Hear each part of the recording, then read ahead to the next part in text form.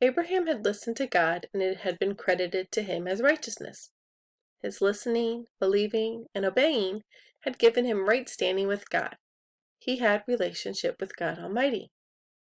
Abraham has been promised innumerable children. They are just a future hope.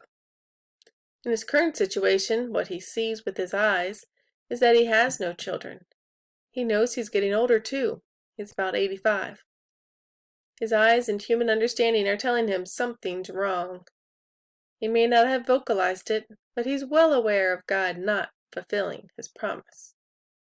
While he still believes in the promise, he doesn't trust God to bring it about. He decides to stop waiting on God, to stop waiting on the promise to be fulfilled. He's going to help things along. Sarah isn't willing to wait on God either.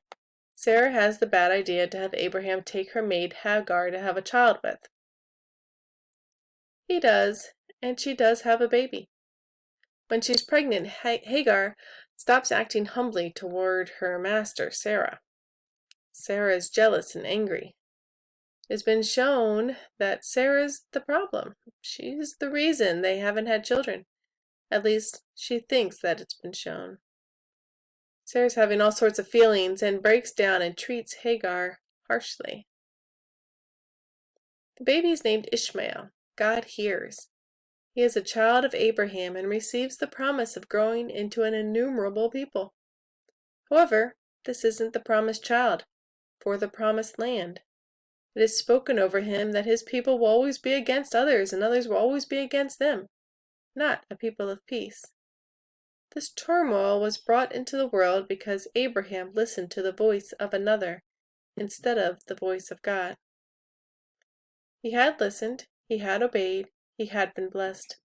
Now, instead of trusting in God's firm promise, he listens to another. He obeys his wife's suggestion. He acts as if God is not going to act. He acts like he has to take matters into his own hands. He acts like God is not reliable. And born is a people of partial promise, a people of torment.